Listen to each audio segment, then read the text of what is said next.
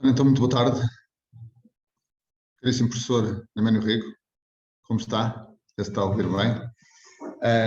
Eu estou aqui, como compete, como diretor executivo da formação de executivos da Católica Porto Business School, dar-lhe as boas-vindas em primeiro lugar a si, professor Eménio Rego, dar as boas-vindas a todos os participantes que estão aqui a assistir. Já estamos aqui nas mais de 6 dezenas de pessoas e, portanto, de facto demonstra aqui o interesse que este webinar aqui apresenta. O meu papel é simplesmente dar as boas-vindas a todos, obviamente agradecer ao professor Eménio Rego e referir a importância que estes eventos têm do ponto de vista do pilar da sustentabilidade, dos Objetivos de Desenvolvimento Sustentável que a Católica Porto Business School prossegue e, portanto, é nesse componente que não só desenvolvemos, obviamente, a nossa atividade formativa, mas, obviamente, que fazemos esta ligação com a comunidade educativa em geral e estes webinars que, se calhar, tornaram-se mais comuns agora neste período de pandemia, mas que penso que irão continuar, até pela facilidade de ligação às pessoas e, portanto, louvar, de facto, essas iniciativas e não só aqui da Católica Porto Business School, mas de toda a Universidade Católica, fundamentalmente agradecer e referir, penso que interessa a todos, que o professor Eménio Rego é o nosso coordenador do curso intensivo de liderança, para além de ser professor em diversas outras unidades curriculares, em diversos cursos. Destaco, por exemplo, o MBA e outros cursos onde tem, de facto, uma componente fantástica de ligação à liderança, à gestão de pessoas e de organizações e, portanto, também referir que é importante, e eu falei de sustentabilidade, que o professor é também um investigador e coordenador de uma área de investigação da Católica Porto Business School na área da sustentabilidade. Se eu estiver a dizer alguma coisa errada, depois o professor corrigir-me-á. E, portanto, neste sentido, dava aqui, penso que estamos em condições, com mais de 90 pessoas, de iniciarmos os trabalhos e pronto, fica ao vosso inteiro dispor, através dos contactos gerais e, portanto, agradeço a todos e, mais uma vez, ao professor Arménio, fico ao seu inteiro dispor, irei desligar depois a sair. E, portanto, espero que os trabalhos decorram como normalmente decorrem. Muito obrigado. Eu, naturalmente, fico muito grato pelo convite. Estou especialmente grato às pessoas que se disponibilizaram ou que mostraram interesse por participar neste webinar. Estou, naturalmente, grato ao Carlos Vieira e também à Helena e ao Luís, que estiveram aqui há bocadinho. Naturalmente, o tema como sabem, é um tema complexo e multifacetado, o que significa que, num curto espaço de tempo, é difícil, digamos, abordá-lo em toda a sua profundidade. E, portanto, tudo isto para vos dizer que eu fiz escolhas sobre alguns temas, foram escolhas, naturalmente, que podem, enfim, passíveis de crítica, mas, naturalmente, na fase de debate, se for necessário, podemos discutir um ou outro aspecto que eu não tenha abordado durante esta apresentação. Eu vou tentar partilhar a minha apresentação. Perguntava se estão a ver a apresentação. Estou a ver, portanto, deduzo que toda a gente esteja a ver, sim. O Carlos está a ver, não está? Sim. Muito Se calhar, sim. Está um bocadinho pequenino, não sei se consegue aumentar um bocadinho. E agora está melhor, não está? Sim, agora está melhor. Muito bem. Então, permitam-me, muito rapidamente, vamos diretos ao assunto. Uma pequena nota, antes de mais. É possível que algumas pessoas que comigo já interagiram me tenham ouvido falar de alguns destes aspectos, mas naturalmente que, sendo eles importantes, eu não poderia deixar de expô-los, porque me parece que podem ser pertinentes para outras pessoas que nunca interagiram comigo. Antes de mais, enfim, um pequeno introito. O que é uma equipa? Quando falamos de uma equipa, do que é que falamos? Aqui 2 ou 3 notas. Primeiro, um grupo de telefonistas que trabalham no mesmo lugar e simultaneamente não é necessariamente uma equipa, do mesmo modo que uma quantidade de pessoas que trabalha num call center não é necessariamente uma equipa. Porquê? Porque falta ou está praticamente ausente a interdependência, o elemento de interdependência que é profundamente caracterizador de uma equipa. Naturalmente que uma equipa como a equipa de futsal da portuguesa ou a equipa de gestão de topo da Facebook são verdadeiras equipas no sentido em que é um conjunto, ou são conjuntos de pessoas cujos contributos para o objetivo coletivo são interdependentes. Permitam-me, enfim, de modo um bocadinho académico, talvez, então, definir o que é isto uma equipa. Vou usar uma expressão, uma definição que não é minha, é de especialistas na matéria que estão aqui mencionados. Então, o que é uma equipa? É um grupo de 2 ou mais indivíduos, mas isto não faz uma equipa, que interagem socialmente, cara a cara ou cada vez mais virtualmente, naturalmente. Reparem, que possuem um ou mais objetivos comuns, mas não basta ter objetivos comuns, porque as pessoas podem trabalhar separadamente em prol de um objetivo comum. Portanto, é preciso também que trabalhem conjuntamente para realizar tarefas organizacionalmente relevantes, entre os quais esses indivíduos há interdependência relativamente aos fluxos de trabalho, aos objetivos ou aos resultados e, naturalmente, estão inseridos num sistema organizacional mais amplo. Ou seja, as equipas não são ilhas, estão inseridas em organizações e, portanto, interagem designadamente com outras equipas. Esta é a primeira nota sobre do que é que falamos quando falamos de uma equipa. Permitam-me usar esta expressão, que é do almirante William McRaven, que liderou a equipa que fez a captura de Bin Laden há alguns anos. O processo foi um processo altamente complexo, demorou vários anos, e parece-me que esta expressão é interessante para dar conta do que é que falamos quando falamos de uma verdadeira equipa. Ele diz a certa altura o seguinte: se retirássemos uma peça, uma pessoa do puzzle, não teríamos a capacidade para fazer o trabalho como o fizemos. Todos são vitais. Não se trata do sujeito que puxou o gatilho para matar Bin Laden, trata-se do que todos fizemos em conjunto. E, portanto, este é um caso ilustrativo é bem ilustrativo da importância desta interdependência entre os vários elementos da equipa. Então, do que é que eu vos falarei? Fundamentalmente de 7 desafios, e são apenas 7, portanto, naturalmente que há aqui muitos outros pertinentes. Na parte final eu procurarei sublinhar alguns deles, mas o objetivo aqui é fundamentalmente sensibilizar-vos para a importância da temática e para os desafios, ou alguns dos desafios que, digamos, tem que enfrentar quem lidera equipas e os próprios membros da equipa. O primeiro desafio tem a ver com a coordenação. Nós tendemos a ver a coordenação das equipas frequentemente numa lógica de supervisão. Portanto, há alguém que coordena o trabalho das equipas e esse trabalho é feito pelo líder, é feito pelo supervisor. Permitam-me fazer-vos uma pergunta retórica. É uma equipa de cirurgia e a questão que se coloca é: e estas pessoas falam muito umas com as outras durante uma cirurgia? Se falarem com os especialistas, eles dir-vos-ão, na grande maioria dos casos, não. A questão que se coloca é como é que coordenam o trabalho. E coordenam o trabalho porquê? Porque cada um deles tem conhecimento especializado e os outros também sabem quais são os conhecimentos especializados que os seus parceiros têm. Este é um primeiro ponto. Um segundo ponto: o papel de cada um está bem clarificado, ou seja, cada um tem que fazer, cada um sabe bem o que tem que fazer, sabe bem qual é o seu papel.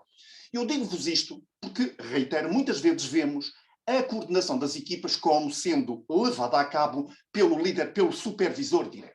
Portanto, o que eu estou a dizer-vos é: há aqui vários mecanismos de coordenação e, naturalmente, os que vos referi, incluindo a supervisão direta, também são mecanismos de coordenação. Mas eu queria acrescentar mais 2 que estão associados. Um deles tem a ver com a cultura, com o mindset, com as crenças e os valores partilhados no seio da equipa, muitas vezes de modo não consciente. E aqui incorporava também aquilo que nós denominamos as ground rules, um conjunto de regras, muitas vezes implícitas, nem sempre, digamos, escritas, mas que condicionam, mas que induzem os membros da equipa a saber o que fazer em cada circunstância. Portanto, eu diria que um primeiro desafio na liderança de uma equipa consiste em clarificar quais são estas ground rules, estas grandes regras de convívio, de trabalho em conjunto. Permitam-me defini-las, se quiserem. Estas regras são acordos mútuos estabelecidos pelos membros de uma equipa para regular o seu funcionamento. Portanto, são guidelines informais que emanam do próprio grupo, não são impostas por quem lidera, para apoiar o grupo, para apoiar a equipa na forma como articula os seus desafios. Permitam-me alguns exemplos de regras fundamentais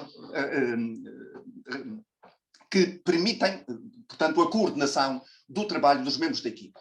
Imagina, nos períodos X e Y não é permitido interromper o trabalho dos outros. Esta pode ser uma regra a que os membros da equipa aderem, criando-a informalmente, fruto das interações e da aprendizagem ao longo do tempo.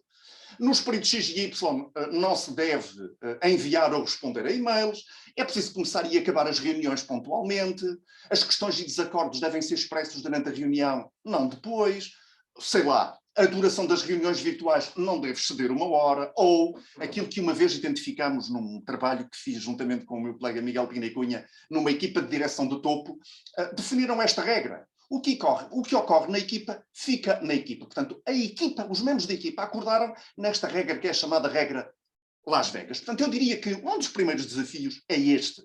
É que a equipa identifique estas regras fundamentais que lhes permitem coordenar o seu próprio trabalho. Permitam-me só este exemplo. A OutSystems publicou este pequeno documento, The Small Book of the Few Big Roles, e uma das regras, enfim, que de alguma maneira foi, digamos, não direi que foi imposta, mas foi instituída por quem lidera, mas também resulta naturalmente do trabalho conjunto entre os membros da equipa. Esta regra é simplesmente esta: falhe depressa, falhe barato. Ou seja, os erros são aceitáveis, nós só podemos aprender se, naturalmente, cometermos erros, isto é incontornável. O que é importante é que asseguremos que estes erros não se transformam em grandes crises. Portanto, a ideia é falhe depressa, falhe barato, assuma que está a falhar, não tenha medo de errar. Portanto, vocês compreendem como é que, em determinadas circunstâncias, esta regra ajuda a nortear o trabalho dos membros da equipa. Portanto, eu diria que este é um dos primeiros desafios. Um segundo desafio é este: como é que os líderes percepcionam o funcionamento da equipa? Como é que se sente a equipa? E o líder sabe? Eu vou fazer-vos uma proposta. Estou a falar para os participantes deste webinar. Eu vou apresentar-vos de seguida estas questões, estas afirmações, e vou pedir-vos que vocês descrevam a vossa equipa. Vocês podem verificar que há aqui 2 campos. O primeiro campo destina-se a ser preenchido apenas pelas pessoas que são líderes de equipa. A parte inferior é apenas para as pessoas que não são líderes de equipa. Portanto, as afirmações são as mesmas, mas o que eu vos proponho é: se são líderes de equipa, respondam à parte superior; se não são líderes de equipa, respondam à parte inferior. Eu vou lançar esta poll, está bem? E peço-vos que vocês assinalem apenas as afirmações verdadeiras. Eu vou facultar alguns segundos para que possam participar. Já têm as perguntas no vosso computador ou no vosso telemóvel. Portanto, reitero, assinalem apenas as afirmações que são verdadeiras e, se são líderes de equipa, respondam às afirmações que estão na parte superior. Se não são, respondam às afirmações que estão na parte inferior. Eu vou aguardar durante alguns segundos e espero que participem. Isto na eventualidade de terem condições de o fazerem. Naturalmente que o resultado tem maior significado se muitas pessoas participarem, e eu já vou facultar-vos os resultados. Vou aguardar. Participaram ainda muito poucas pessoas. Reparem que as respostas são anónimas. Eu vou aguardar mais uns segundos.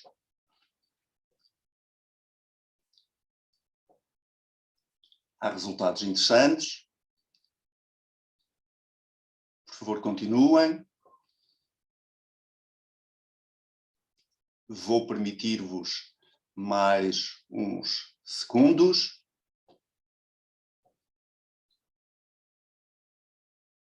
Podem continuar, por favor, quando verificar que há já menos evolução na quantidade de respostas, eu interromperei. Peço-vos que participem o mais depressa possível para que não estendamos demasiado esta parte, sob pena de depois não haver tempo para o resto. Até este momento responderam 48 pessoas. Os resultados são interessantes, pelo menos até agora. Muito bem. Eu vou aguardar só mais uns segundos e vou interromper, peço desculpa. Estamos mais ou menos com 6 dezenas de participantes. Bem, vou chegar às 70 e às 70 vou interromper. Não me levem a mal as pessoas que, entretanto, pretendem participar e não o poderão fazer. Eu já vou facultar-vos os resultados. Bem, temos 66 pessoas. Bem, 67, 69. Bem, está quase. Dado que... Muito bem, 70, eu vou, já interrompi, vou partilhar os resultados e vejam, presumo, se alguém não está a ver os resultados, porventura diga. Creio que toda a gente está a ver os resultados. O que é que vocês podem verificar? Portanto, estas questões são questões que nós usamos para medir a segurança psicológica. Verifiquem o seguinte, há aqui 3 afirmações que estão, digamos, articuladas numa perspectiva positiva. Os membros da equipa sentem-se à vontade para chamar a atenção para problemas e questões difíceis, as pessoas sentem-se à vontade para pedir ajuda umas às outras, as pessoas sentem-se à vontade para discordar do líder do líder da equipa. Reparem o seguinte, nestas 3 afirmações, a quantidade de líderes que as assinalou é maior do que a quantidade de liderados. E agora reparem, apenas 9% das pessoas, 9% dos líderes, ou das pessoas que participaram como líderes, são 6 pessoas, apenas 6 pessoas referiram as pessoas têm medo de abrir o bico. Mas verifiquem que a quantidade de pessoas não lideradas que dizem as pessoas têm medo de abrir o bico é maior. O que é que eu quero com isto dizer? Isto corresponde àquilo que eu esperava onde é que eu quero chegar? Por regra, os líderes das equipas têm uma interpretação da equipa que é mais positiva do que a interpretação que os restantes membros da equipa têm. Isto é praticamente universal. Tenho feito isto inúmeras vezes e é algo que se encontra quer em Portugal, quer noutros contextos. Eu vou interromper a partilha, está bem? E vamos então continuar. Do que estamos a falar é da segurança psicológica. A segurança psicológica foi a característica que a Google identificou como a mais determinante, se quiserem, aquele elemento que melhor caracteriza as melhores equipas, as equipas mais eficazes. Nós temos feito alguma investigação sobre a matéria e chegamos à mesma conclusão. Portanto, o que é a segurança psicológica? É o sentido de que eu posso discordar da minha chefia, posso mostrar que cometi uma falha, estou disponível, tenho, digamos, sinto confiança para ajudar os outros e pedir ajuda e para assumir que cometi uma falha. Nós denominamos este ambiente como de segurança psicológica. Quem tem trabalhado muito esta temática é uma senhora chamada Amy Edmondson. O trabalho sobre segurança psicológica tem sido feito em inúmeros tipos de equipas, inclusive em equipas médicas, e vejam o que a senhora Amy Edmondson refere neste artigo, que é um artigo académico, mas esta mensagem parece-me bastante clara. Para aprenderem com os fracassos, as pessoas necessitam de ser capazes de falar sobre os fracassos, sobre os erros, sobre os falhanços, sem medo de serem alvo de tratamento ridículo ou de punição. É disto que falamos quando falamos de segurança psicológica. Posso garantir-vos, posso dizer-vos que uma grande parte dos escândalos que têm ocorrido nos últimos anos, ao nível empresarial, vários acidentes que têm ocorrido em vários contextos estão quase sempre associados à ausência de segurança psicológica, se quiserem, medo de falar. Esta é a imagem do Vai-Vem Challenger, que explodiu há uns anos, poucos segundos depois de ter sido lançado, e quando analisamos as razões subjacentes, verificamos que houve escassez de segurança psicológica para dar conta de problemas que estavam identificados.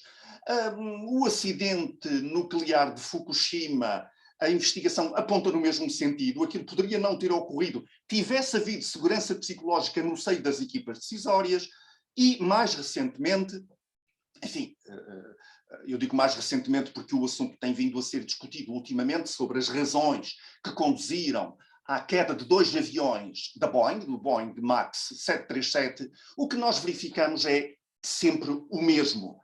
A ausência de segurança psicológica para chamar a atenção para problemas e, não se chamando a atenção para problemas, eles acabam por emergir de modo mais perentório numa fase posterior do processo. Portanto, o segundo desafio que eu queria deixar é este. É fundamental que as equipas experienciem segurança psicológica e, para isso, naturalmente, o comportamento dos líderes é crucial. A questão é, e basta segurança psicológica? Naturalmente, não. Permitam-me fazer-vos este desafio, ou colocar-vos este desafio. Algumas das pessoas que já interagiram comigo conhecem-no, mas eu vou colocá-lo para a eventualidade de algumas pessoas não o conhecerem. Como marinheiro de um porta-aviões, descobrem, cada uma das pessoas, vocês descobrem, que deixaram material perdido no convés. Uma chave de fendas, uma chave inglesa. Há aviões no ar em exercício de combate. Isto é um erro, é um problema, porque, naturalmente, se algum avião for tocar, a levantar ou a poisar, se quiserem simplificar, esta peça, pode, naturalmente, ocorrer um erro catastrófico. Portanto, vocês têm noção disto e a questão que se coloca é: assumem ou não assumem que cometeram o erro? É claro que se reportarem o erro, incorrem no risco de ser punidos. Se o não reportarem, há o risco de daí advirem consequências catastróficas. Até vamos admitir que vocês imaginam que não serão descobertos, ou seja, não se saberá quem é que deixou esse material no convés. A questão que se coloca é: vocês reportam ou não reportam o erro? Este caso é retratado neste artigo, How to Avoid Catastrophe, que foi publicado há uns anos na Harvard Business Review, e vejam o que é que foi feito nesta circunstância. Reportou o erro, o exercício foi interrompido e todas as aeronaves no ar foram direcionadas para a terra, com custos significativos. Em vez de ser punido pelo seu erro, o marinheiro foi elogiado pelo comandante numa cerimónia formal pela sua coragem em reportar o erro. Onde é que eu quero chegar? Este é um caso paradigmático em que se combinam não apenas a segurança psicológica, mas também o sentido de responsabilidade, a accountability. Um dos grandes desafios de quem lidera é criar precisamente esta combinação paradoxal de segurança psicológica e sentido de responsabilidade.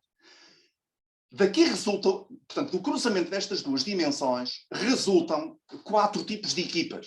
Naturalmente que se eu só tiver segurança psicológica e não experienciar sentido de responsabilidade, o que tenho é uma equipa porreira, perdoem-me a expressão, é uma equipa onde as pessoas podem cometer erros, assumir falhas, sem nenhum problema, nada acontece. Naturalmente que se a vossa equipa for caracterizada por grande sentido de responsabilidade, mas com fraca segurança psicológica, o que vocês experienciam é ansiedade.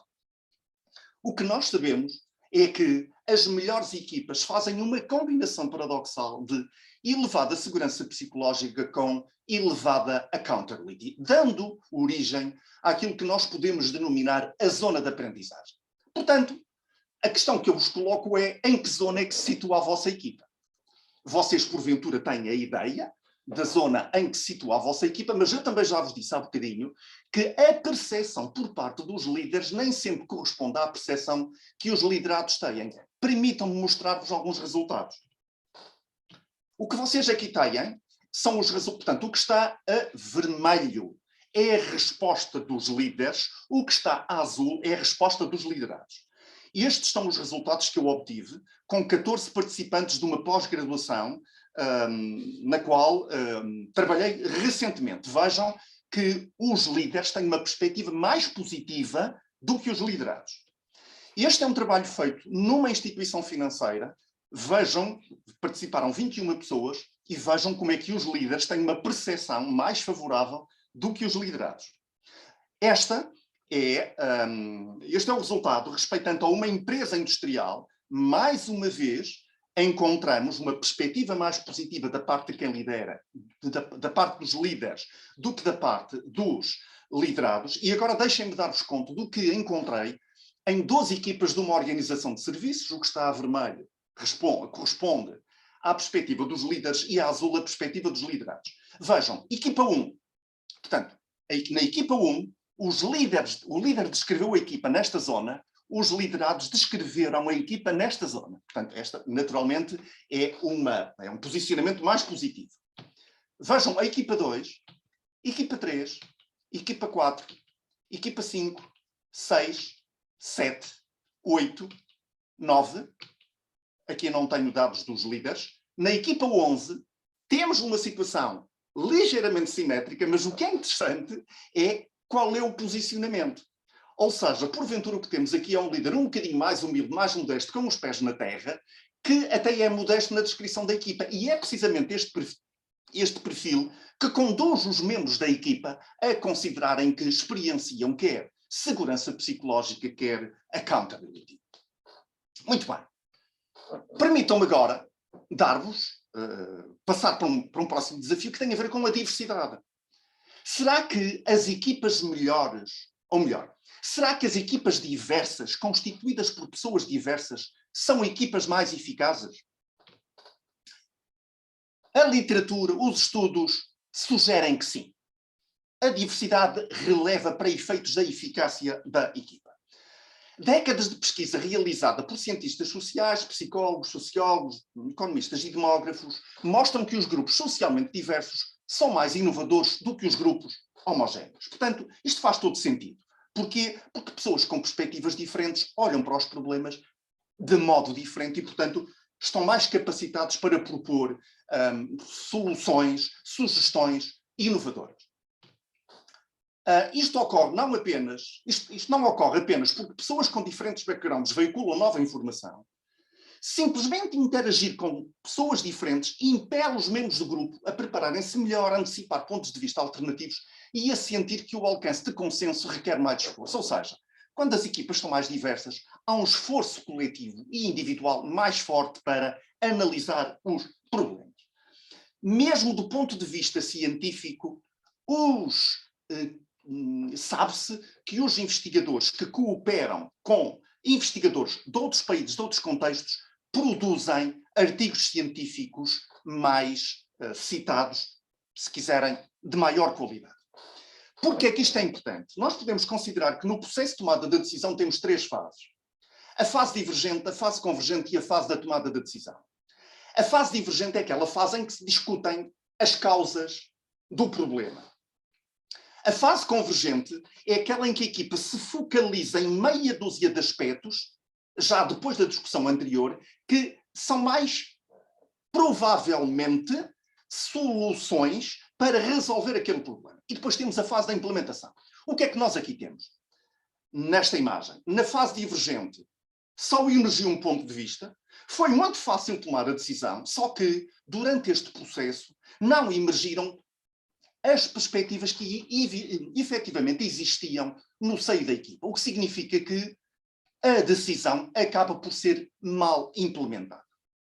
Então, onde é que eu quero chegar? À importância de, na fase da divergência, se estimular a divergência e não o consenso. Vejam o que disse este senhor que foi um dos participantes da equipa que conduziu à captura de Bin Laden. A certa altura, durante o processo, referiu à equipa: estou cansado de ouvir que tudo o que vocês veem confirma a vossa opinião. O que precisamos é de procurar coisas que nos digam o que não está certo na nossa teoria.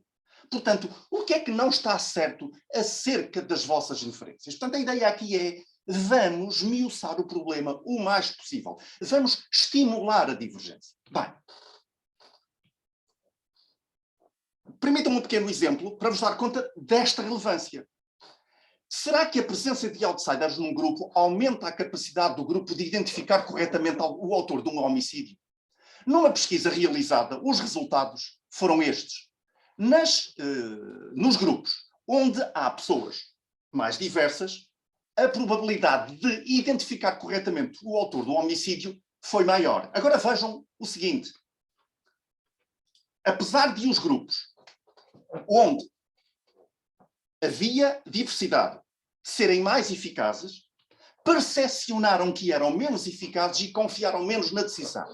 Ou seja, os grupos diversos são melhores detetives, neste caso específico, mas confiam menos nas decisões que tomam. Ou seja, são mais propensos a estar certos e mais abertos à ideia de estarem errados. Daí que este senhor, o Steven Johnson, tenha escrito neste livro que, por vezes, a forma mais fácil de estar errado é estar seguro de que está certo. Onde eu estou a querer chegar é: cuidado com os consensos. Cuidado com a noção de que estamos certos porque há consenso. Na fase da preparação da decisão é crucial que estimulemos esta divergência. Ou seja, convém que nesta fase surjam a maior quantidade possível de perspectivas, nenhuma possibilidade seja descurada, para que depois a equipa estreite as opções, procurando acordo sobre o caminho apropriado. Quando isto ocorre, é mais provável que a implementação da decisão seja mais eficaz. Isto requer da parte de quem lidera uma grande, uma grande capacidade para lidar com a divergência, o desconforto e o conflito, a divergência de opiniões. Eu vou avançar um bocadinho, porque o tempo escasseia. Agora colocava a questão nestes termos: e basta a diversidade? Eu tenho uma equipa diversa, portanto a equipa é mais inovadora, é mais criativa, é mais inovadora. Cuidado! Nós precisamos não apenas dessa diversidade, mas também da segurança psicológica. Porque reparem, se vocês têm grande diversidade na vossa equipa, mas não há segurança psicológica, o que nós temos é uma equipa dita adversativa. As pessoas são diferentes, mas receiam expressar essas diferenças. Agora imaginem que vocês têm segurança psicológica, mas não têm pessoas diversas.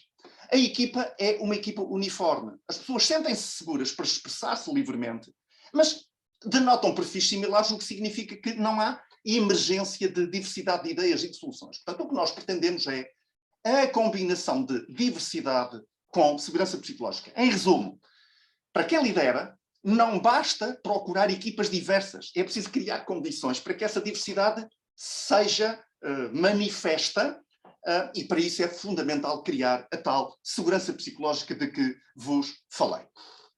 Mais uma vez, a questão que eu vos coloco é: como é que vocês imaginam a vossa equipa? Em que zona é que se situa a vossa equipa? Reflitam um bocadinho sobre isto. Sexto desafio, que me parece relevante. Algumas das pessoas que aqui estão, porventura, têm acompanhado o campeonato europeu de futsal, e eu creio que, a propósito do segredo ou do sucesso desta equipa e de outras, há aqui meia dúzia de aspectos que, porventura, nos ajudam a compreender qual é o segredo das boas equipas. Foi escrito este tweet na conta oficial das seleções nacionais de futebol futsal e futebol de praia, e vejam o que é dito: com humildade, crença e trabalho, qualquer sonho se pode tornar realidade. Vamos continuar a trabalhar para orgulhar Portugal. O Jorge Brás, o líder da equipa, terá dito à equipa: ninguém aqui é melhor que ninguém. Haja humildade. Mas também disse a certa altura, não tenho dúvidas nenhumas de que se 4 ou 5 apanharem Covid não me atrapalha nada. Há uma série deles que me dão exatamente a mesma confiança e vamos com a mesma ambição e objetivo. Onde é que eu quero chegar? Provavelmente, nós temos aqui 4 componentes que são essenciais para as boas equipas. Primeiro, humildade. Segundo, autoconfiança. Crença na capacidade de que somos capazes. Terceiro, trabalho, trabalho, trabalho. A seguir, algo que transcenda a própria equipa. Reparem que trabalhar para orgulhar Portugal é diferente de trabalhar para vencer um campeonato ou para vencer jogos. E depois há aqui uma outra componente que é da transmissão de transmissão de confiança do líder aos liderados. Portanto, eu diria que temos aqui 4 ou 5 aspectos que, porventura, representam um segredo das boas equipas. Reitero, humildade, pés na terra, a capacidade de acreditar que se é capaz, muito trabalho, algo que transcenda a própria equipa e uma grande capacidade de quem lidera para veicular que acredita na capacidade da equipa. 7º ponto.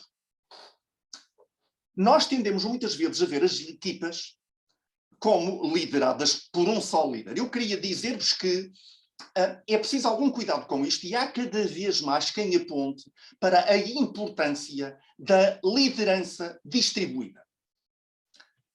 Nós podemos considerar que há 4 grandes papéis na liderança das equipas.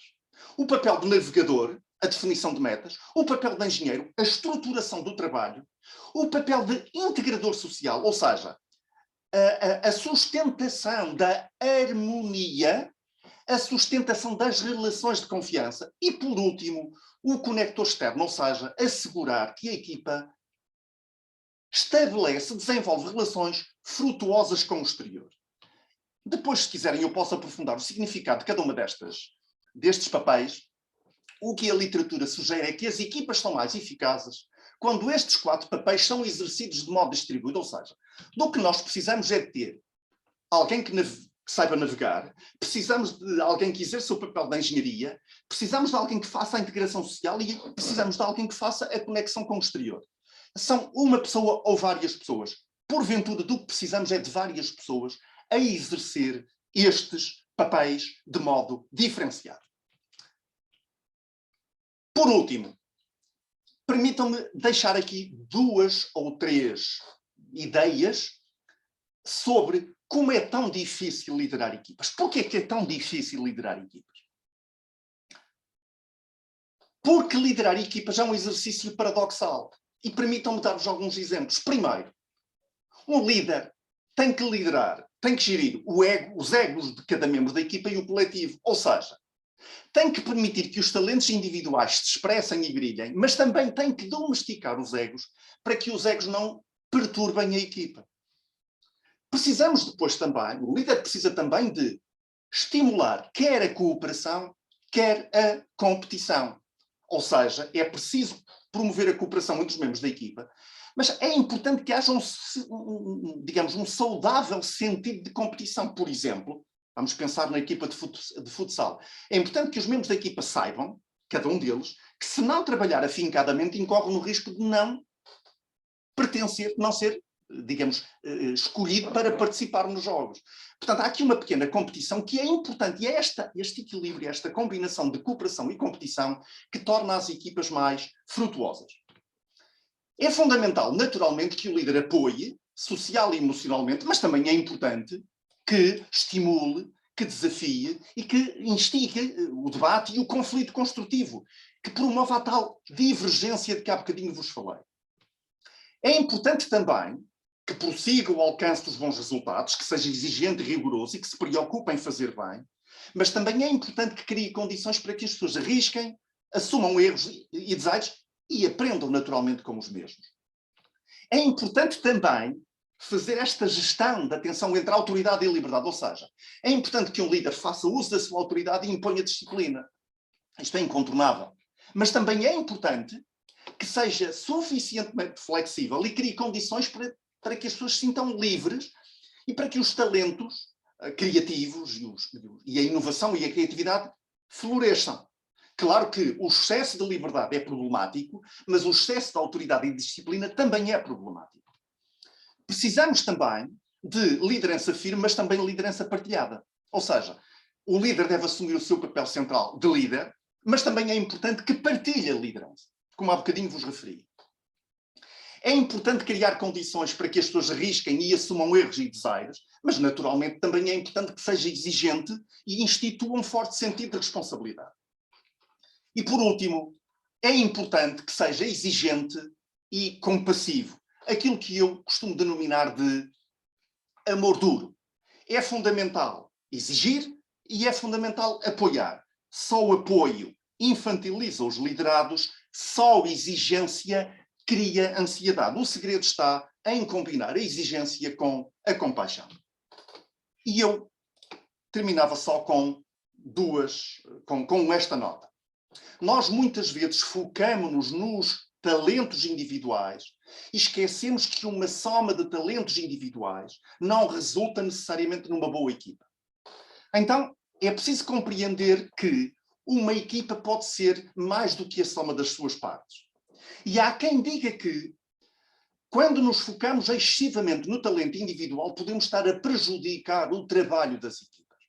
Então, estes autores, professores em Harvard, escreveram num artigo publicado há uns anos o seguinte: o primeiro passo para vencer a guerra pelo talento não é contratar estrelas, é antes desenvolvê-las. E eu diria que é desenvolvê-las no contexto da equipa em que estão inseridos.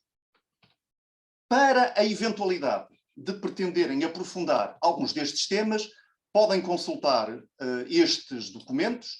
Um deles está disponível livremente aqui no site da Católica. É um trabalho que nós publicamos intitulado Equipas, Fatores Críticos da Sua Eficácia, e podem depois também, se o desejarem, ler algo mais aprofundado neste livro intitulado Super Equipas. Eu fico-me por aqui e ficava agora à vossa disposição para que possam colocar questões, fazer comentários e lançar também os vossos desafios. Muito obrigado pela vossa atenção.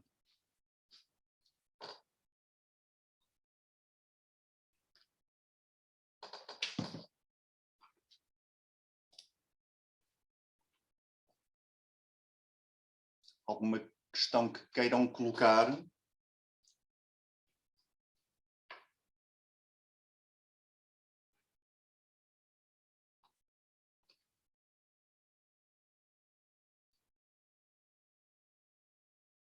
Podem colocar questões.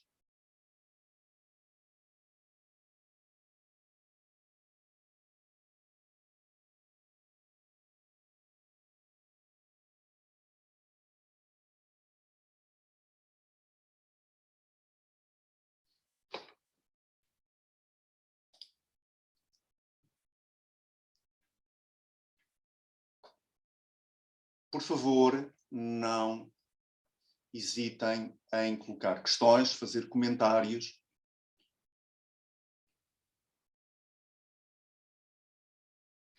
Há 3 pessoas que querem participar.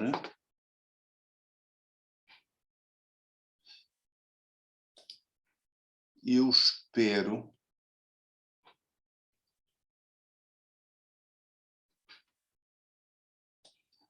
esperar-se-ia que houvesse alguém, deve haver algum problema de conexão, porque esperar-se-ia que alguém coordenasse agora este debate.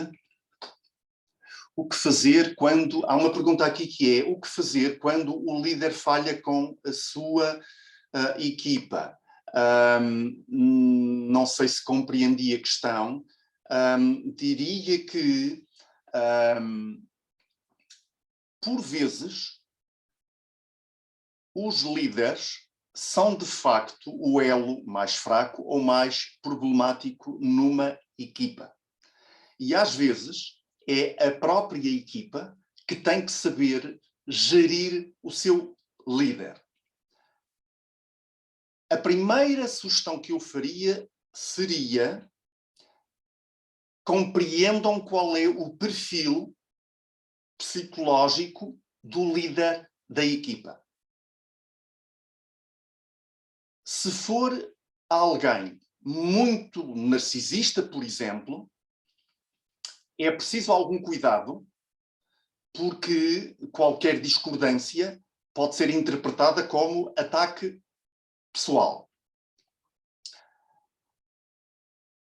Portanto, a primeira sugestão que eu faria é: vejam qual é o perfil e procurem persuadi-lo no sentido de atuar nos melhores interesses da equipa. Isto naturalmente é óbvio, mas com alguns líderes o que faz sentido é... Deixa-me dar-vos um exemplo muito simples, que agora me ocorreu. Nós tendemos, muitas vezes, temos uma perspectiva, ou muitas pessoas têm uma perspectiva muito positiva, muito idolatrizam, se quiserem, o Steve Jobs. Mas há quem diga que o Steve Jobs foi bem sucedido não apenas por via do seu caráter visionário, mas em grande medida porque a equipa o soube gerir. E uma coisa que a equipa terá feito foi... O Steve Jobs reagiu negativamente a várias propostas, designadamente à criação do iPhone. O que é que a equipa percebeu? Atendendo ao perfil de Steve Jobs, era preciso criar-lhe condições para que, quando ele viesse a aceitar, se viesse a aceitar o projeto, o pudesse assumir como seu. Ou seja, a equipa deu-lhe condições para que, quando a proposta foi apresentada, o produto foi apresentado, ele o pudesse apresentar como sendo seu. Portanto, não sabendo eu que tipo de líder é que tenho perante mim, relativamente à questão que me foi colocada, eu diria: procurem compreender qual é o perfil psicológico dessa pessoa. E depois procurem persuadi-lo no sentido de trabalhar em prol dos melhores interesses da equipa. É preciso sempre ter cuidado para que a vossa posição não seja interpretada como ameaçadora para o próprio líder. Da minha experiência, alguém diz da minha experiência, mesmo coordenadores, diretores de equipa, empresas com formação e liderança, a sua formação pessoal e personalidade sobreleva-se à formação e liderança. Ou seja, nenhuma segurança psicológica criam. Sim, é verdade. Porque a personalidade é mesmo isso. É algo que faz parte de nós, é estável no tempo e manifesta-se em múltiplas circunstâncias. E se tratar de alguém com um perfil bastante narcisista, e eu já não quero entrar num outro domínio, que é o domínio da liderança, eu vou usar a expressão psicopata, se estivermos a lidar com este tipo de líderes, a probabilidade de a segurança psicológica ser baixa é muito grande, precisamente porque estes líderes têm dificuldade em lidar com a discordância. Encaram a discordância como um ataque à sua personalidade, ao seu ego. Portanto, eu recomendar-vos-ia mais uma vez que lessem algo sobre diferentes perfis de personalidade e como lidar com eles. Se porventura quiserem, enviem-me um e-mail e eu enviar-vos-ei alguma literatura sobre a matéria. Há aqui uma pergunta que é, permitam-me só uma nota. Apareceram muitos comentários e muitas perguntas, eu não consigo responder a todas. Estou a tentar responder a estas que estou agora a ver no meu ecrã. E aquela que me aparece aqui é: como relacionar a questão da partilha da liderança com a falta de confiança vivida em algumas equipas de trabalho? Não sei se compreendi a questão, mas se a compreendi, a leitura que faço é esta. Nós temos um líder com tendência para a centralização, que não veicula muita confiança nos membros da equipa e, portanto, os membros da equipa não se sentem autoconfiantes para assumir funções de liderança partilhada. Eu diria que o líder aqui tem a fazer é precisamente compreender que será melhor líder se rodear de pessoas que o complementam, e é fundamental que este líder compreenda que veicular expectativas de elevado desempenho aos membros da sua equipa leva os membros da equipa a desenvolverem maior autoconfiança para assumirem esse papel. Deixem-me dar-vos um exemplo muito simples. Aqui há uns anos, numa formação em que participei, há uma senhora que me disse o seguinte: olha, eu sou jovem, e um dia o líder da nossa empresa, que é uma multinacional, holandês, creio eu, disse-me: tu vais passar a liderar a filial portuguesa. E ela disse-lhe: oh, fulano, mas e se eu falhar? Eu sou jovem, tenho pouca experiência, e se eu falhar? E ela partilhou isto. O que ela me disse foi: se falhas a primeira vez, não há nenhum mal nisso. O importante é que aprendas com os erros que cometes. Onde é que eu quero chegar? Reparem, estamos aqui a criar um ambiente favorável. Primeiro, estamos a veicular a esta pessoa que acreditamos que ela é capaz. Segundo, estamos a dar-lhe a oportunidade de se errar, aprender. Mas também estamos a dar-lhe conta de que ela tem que assumir responsabilidade. Ou seja, há alguém que comete o erro sistematicamente, isso não é perdoável. Mas cometer um erro e aprender com ele, isso sim é desejável. Portanto, eu diria que é fundamental que os líderes compreendam o seguinte: as melhores lideranças são lideranças partilhadas. E quem lidera, formalmente, é melhor líder se delegar, se partilhar responsabilidades. E para isso é fundamental que veicule expectativas de elevado desempenho. Mentalidades muito perfeccionistas que punem o erro, sem mais, são personalidades, e refiro-me a líderes, que podem matar esta autoconfiança e este espírito digamos, para este espírito de risco. Há aqui depois... há uma pessoa que me pergunta se tem uma ideia de quais são os CEOs que promovem a segurança psicológica. A Google, pelo menos em alguns contextos, podemos dizer que sim. Em alguns contextos, quer dizer, em algumas unidades e departamentos, podemos dizer que sim. Deixem-me dar-vos exemplos da falta de segurança psicológica e da enorme perversidade adveniente dessa falta de segurança psicológica. Já há um bocadinho vos falei disto. O que aconteceu com os desastres com o Boeing 737 MAX é paradigmático. Falta de segurança psicológica para que as pessoas, permitam uma expressão, abram o bico. As pessoas não se sentiram à vontade para chamar a atenção para problemas. Os problemas estavam identificados. Pensem no que aconteceu em Portugal, por exemplo, com o Banco Espírito Santo.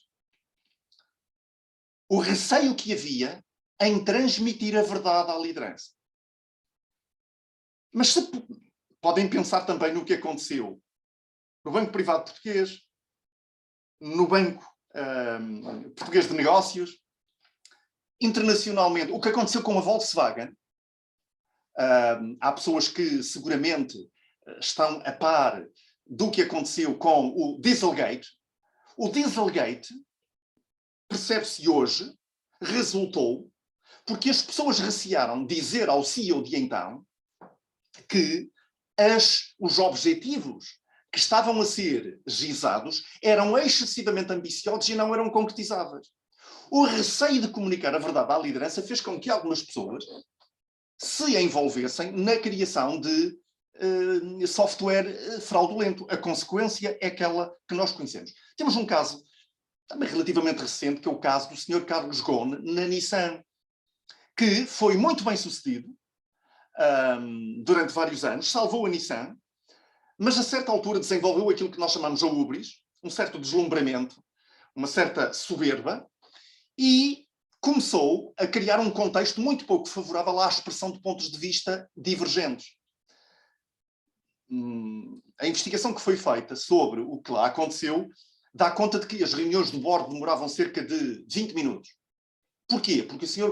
Carlos Ghosn não tinha tempo para ouvir, para perder, não perdia tempo com inudências, entre comas.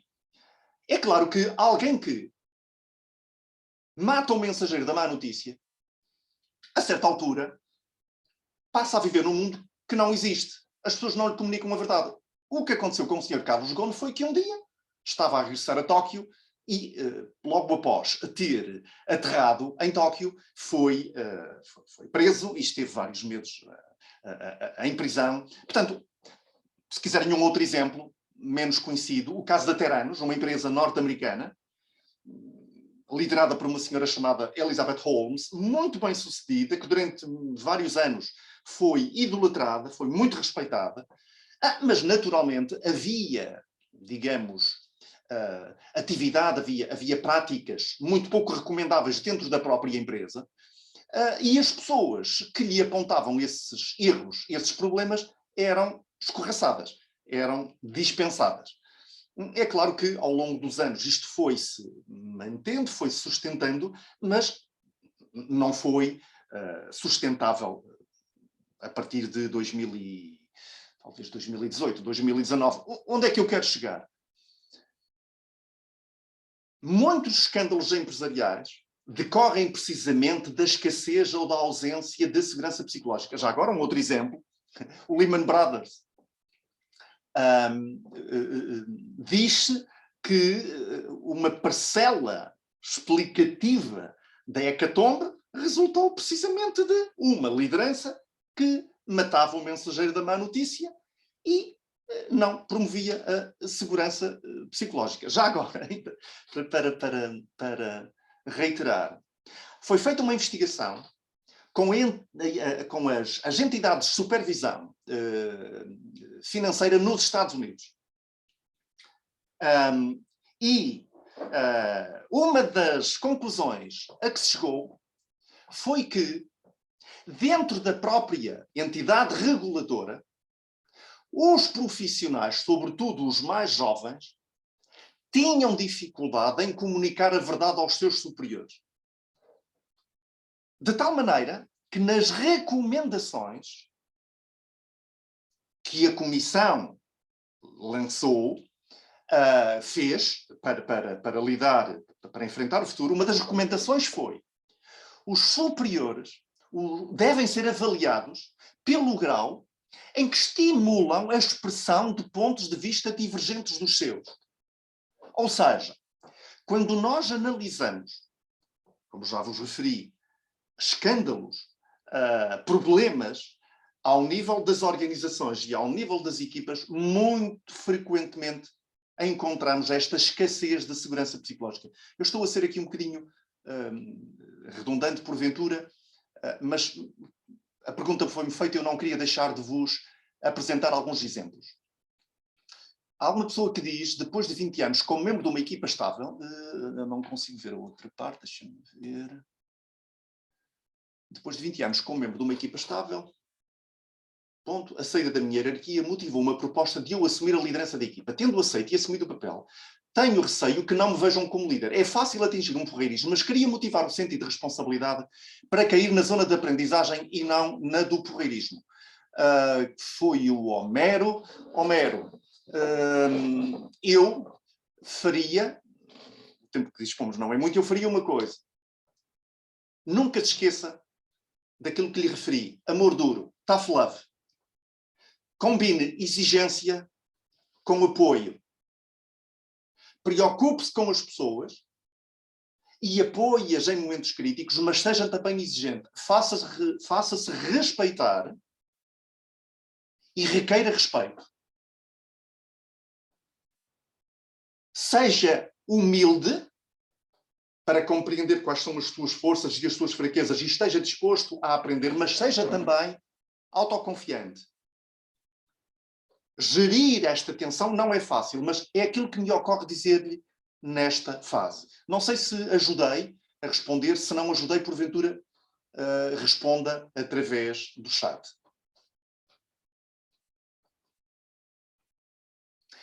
Uma coisa é ser... Há uma pessoa que pergunta, um líder mais exigente pode transformar a equipa numa equipa menos tolerante com o líder? Depende. Se só for exigente, sim. Se for exigente e apoiante, não. Se for exigente e humilde, sim. Se for exigente e arrogante, não. Permitam-me dar-vos este exemplo. Nós tendemos a pensar que os líderes que são francos por serem francos, criam mais franqueza nas equipas. Ou seja, se eu, Arménio Rego, sou franco com os meus alunos, com os meus liderados, à partida crio um contexto favorável a que os liderados sejam francos comigo. Não necessariamente. O senhor Carlos Gomes, de que vos falei há bocadinho, era um homem profundamente franco e transparente. Mas faltava-lhe a humildade de que vos referi há bocadinho. O que significa que a sua franqueza era insultuosa, em certa medida. E, portanto, as pessoas retraíam-se. O que é que nós descobrimos? O líder franco, o líder transparente, cria franqueza, se para além de transparente e franco, for também humilde e respeitador. Portanto, se um líder for exigente e, simultaneamente, humilde e respeitador, é provável que os membros da equipa desenvolvam com ele uma relação mais frutuosa e não sejam menos tolerantes, como a Rita sugeriu na sua questão. Mais alguma questão? Deixem-me ver se eu encontro aqui alguma questão adicional que valha a pena mencionar. A minha experiência, mesmo ok, esta já respondi. Há uma pessoa que diz, parece-me que também um tópico interessante é ter menos elementos dentro de uma equipe para garantir segurança psicológica. Em equipas grandes é mais difícil gerir esta parte, é verdade. A virtude está no meio. Em equipas muito pequenas, não temos diversidade suficiente para lidar com questões complexas. Mas em equipas muito numerosas, a probabilidade de cada membro participar nos processos decisórios é menor. Por isso creio que foi o Jeff Bezos da Amazon, dizia que o tamanho ideal de uma equipa era aquela que pudesse ser alimentada, não posso precisar, se com uma, se com duas pizzas. A partir do momento em que passa a exigir mais do que duas pizzas, porventura é necessário dividir a equipa. Deixem-me ver se há aqui mais alguma questão.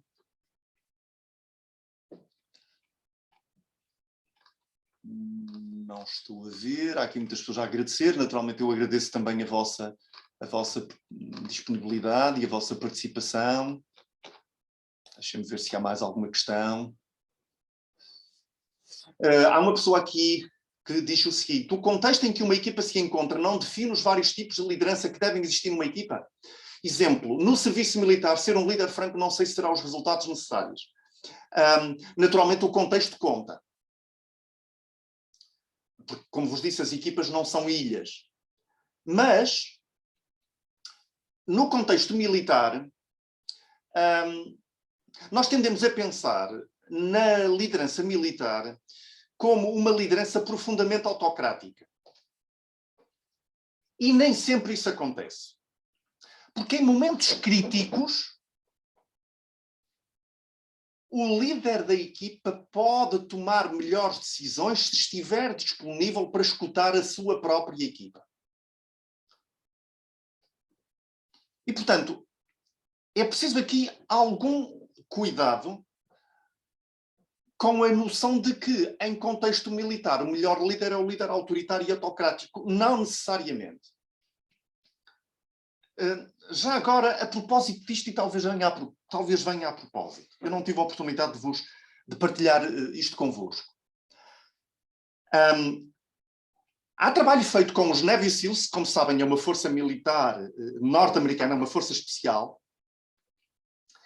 e ao longo de 60 anos, eles descobriram o seguinte: se queremos ter uma atuação rápida no terreno, em situação crítica, temos que ser lentos na preparação. Portanto, eles acabam por encontrar uma espécie de lema IE, lento é suave e o suave é rápido. Julgo que é esta a expressão.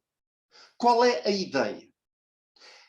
Na fase de preparatória da tomada de decisão, convém criar contexto favorável à expressão de pontos de vista divergentes.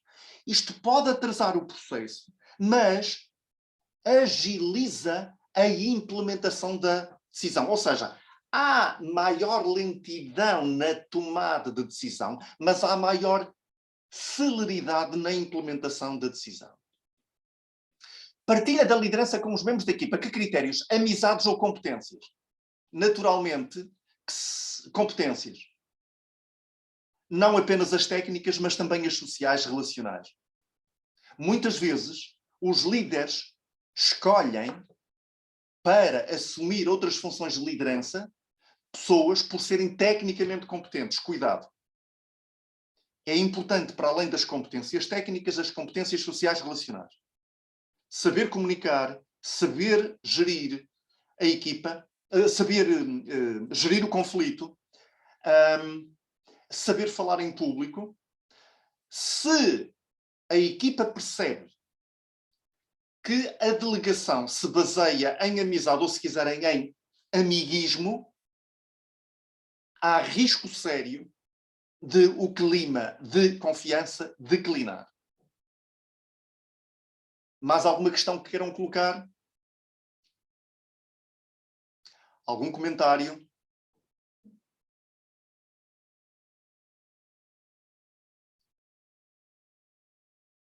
Obrigado eu. Não havendo mais nenhuma questão, eu encerraria a sessão. Deve ter havido um problema qualquer de comunicação, porque a pessoa que se esperaria que fizesse a coordenação desta parte final do debate, deve ter havido um problema de comunicação, porque esperar-se-ia que houvesse alguém a coordenar este processo. Muito bem. Se alguém pergunta se a sessão vai estar disponível para visualizar mais tarde, creio que sim, mas peço depois que contactem aqui os serviços, mas eu posso perguntar. Muito obrigado a todos e a todas. Já não vejo mais nenhuma questão a ser-me endereçada. Eu fico muito grato pela vossa atenção, pela vossa participação. Deixem-me partilhar convosco que a escassez do tempo cria sempre aqui alguma ansiedade e eu fico muitas vezes um bocadinho, digamos, perdoem-me a expressão, mais estressado por antecipar que não há tempo para discutir tudo aquilo que é mais pertinente. Espero ter sido suficientemente claro e espero pelo menos ter-vos estimulado o interesse pelo tema. Muito obrigado. Eu vou interromper e vou encerrar a sessão. Mais uma vez, muito obrigado a todos pela participação, pelas perguntas. Até sempre. Tenham uma boa noite.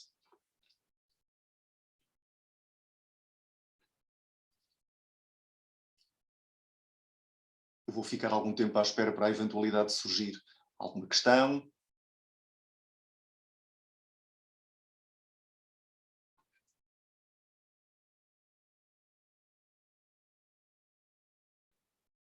Há várias pessoas que ainda estão conectadas.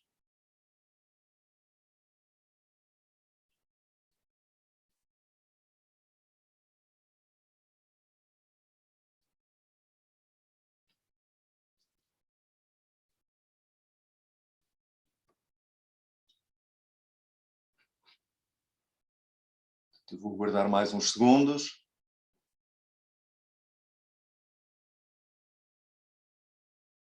Temos algumas pessoas em sala. Reitero, se houver alguma questão que queiram colocar, não hesitem, por favor.